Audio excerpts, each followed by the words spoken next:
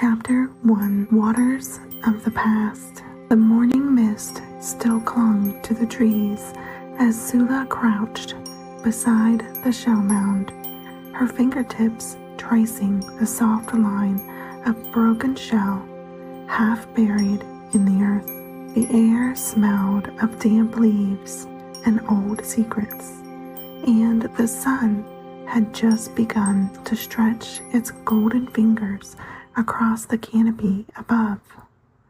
This was her favorite time of day, when the world had not yet decided what kind of day it would be. The mound rose like a silent elder from the forest floor, built high and wide from the cast-off shells of meals long past. Even now, some say it had grown over the lives of 100 grandmothers. Others whispered it held more than shells, bones of the honored dead, stories sealed in layers of earth, and the echoes of ceremonies performed beneath the open sky. Sula leaned closer, squinting at the shards of pottery peeking through the soil. It was no larger than her palm and smoothed by time, but something about it made her pause. Her fingers hesitated, then moved without thinking, as if the earth itself was asking her to look closer. It felt wrong to leave it buried, as if it had been waiting for her to see it. She crouched lower, brushing the dirt and broken shell fragments aside with careful fingers until the piece was fully exposed. A faint line curved across the surface, not the straight, careful incisions her great-aunt Luma favored, but a soft arc, almost like a swirl. A warm breeze stirred the leaves around her, and for a moment she imagined the sound it carried was not wind, but a whisper. She shook the thought away and glanced towards the spring, its waters glinting through the trees. She loved it here. The mound, the trees, the quiet. It felt like standing on the edge of something ancient, something just out of reach. But time was already slipping away. She stood with a sigh, brushing loose dirt and leaf litter from her knees. Luma would be expecting her soon. The morning's task was to gather fresh clay from the banks near the spring, clean, soft, and smooth enough to shape without too much grit. They would need enough for the cooking bowls promised to a nearby family, and the little practice cup Sula was still working on. Well, supposed to be working on. Sula reached down and picked up the pottery shard, running her thumb along the faint curve. She didn't know why, but it made her feel like the ancestors were watching, or maybe waiting. She slipped it into the small pouch tied at her waist. Behind her, a bird called out, its call circling through the air in a wide spiral. She smiled. She wasn't sure if she believed in signs, but she liked finding them all the same. Turning toward the spring, Sula began the walk back, weaving through tall grasses and tree roots worn smooth by generations of footsteps. Today would be another day of shaping clay, of stories told between handprints and fire. And if she finished quickly enough, maybe Luma would let her explore again before the sun began to fall. The spring and clay gathering. The path to the spring curved like a river itself, worn smooth by feet that had passed this way for generations. Sula walked quickly now, dodging between the tangled roots and low branches with the ease of someone who knew every twist and rise. She paused only once to pick a spiderweb strand from her hair, and then hurried on. The spring shimmered ahead, its water so clear it seemed to hold light inside it. Fish darted like shadows beneath the surface, and the tall grasses lining the bank swayed in rhythm with the breeze. Sula dropped to her knees and pressed her hands into the earth. The clay here was soft and cool. Her fingers sank into it easily, pulling up clumps and turning them in her palm. She remembered Luma's voice from the first time she'd come here alone. Not too gritty, not too dry. Let the earth tell you what it wants to become. Sula smiled, packing the good clay into her carrying basket and discarding the bits with too much sand. She worked quietly, listening to the sounds of the morning, the splash of a bird landing nearby, the rustle of something in the brush, the steady drip of water from a rock ledge into the pool below. She glanced down as she smoothed the surface of the clay pit with her hand. A pattern had formed where her fingers had dragged through the mud. A slow, spiraling line. Not exact, not perfect, but a swirl just the same. Her breath caught just for a second. Then the wind shifted and the pattern was gone, washed out by a falling droplet from the leaves above. It was probably nothing, but it wasn't the first time she'd seen it.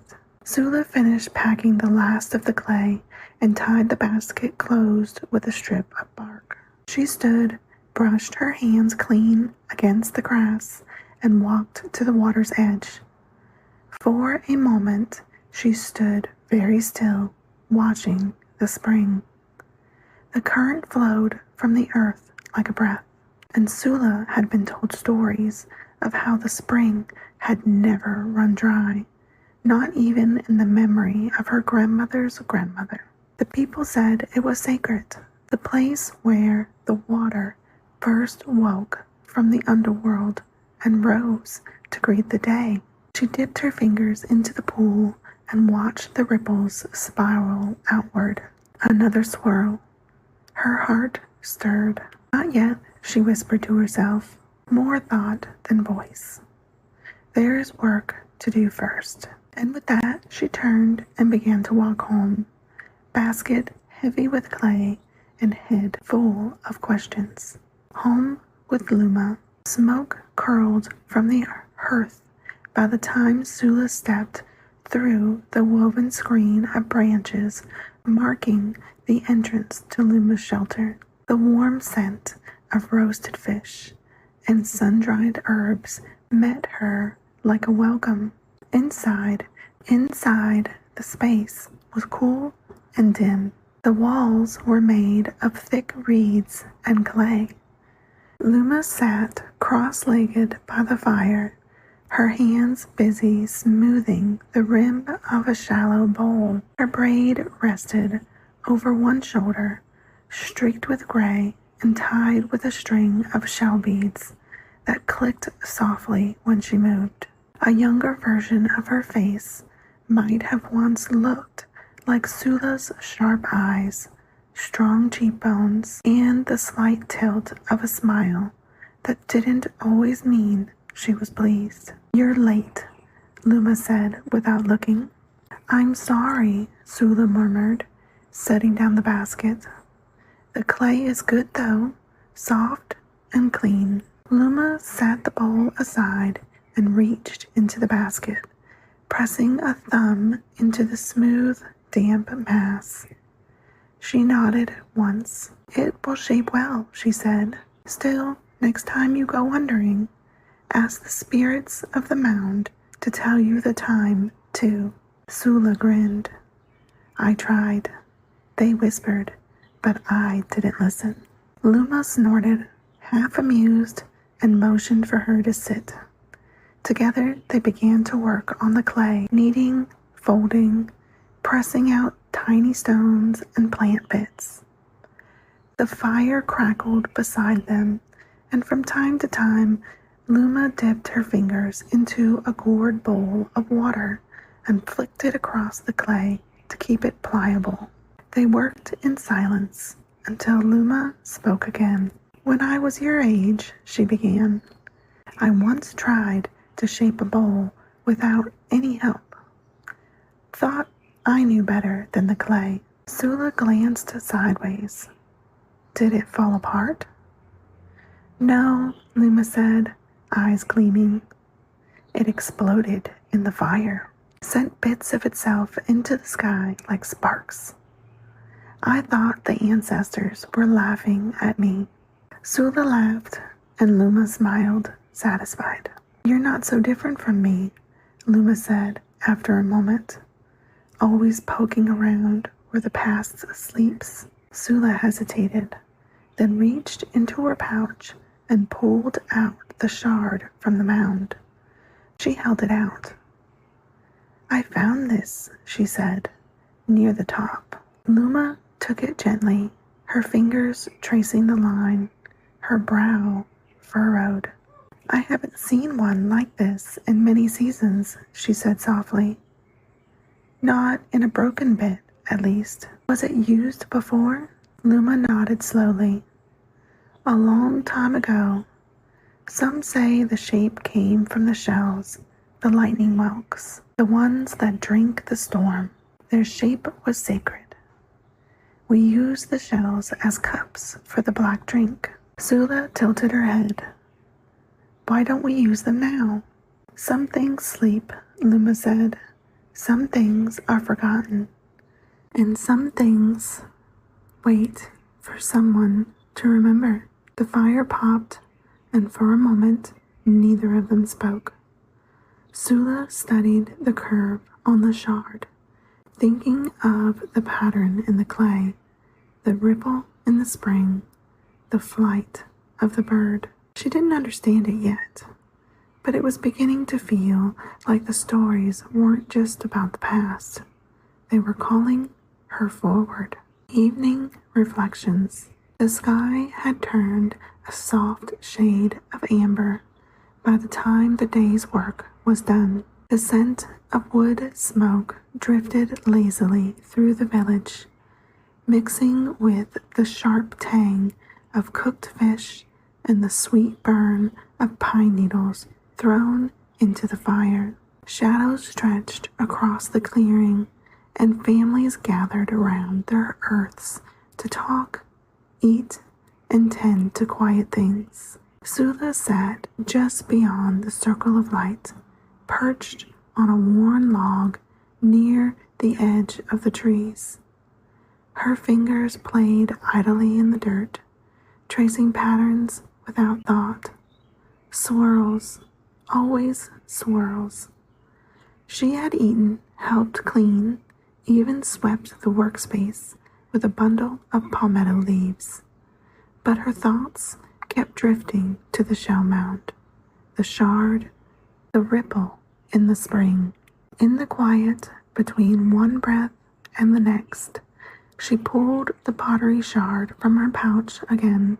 It was cool in her hand, smoothed by time, but that faint arc still lingered, a line that curved not because it had to, but because it wanted to, just starting to circle, inward or outward, depending on how you looked at it.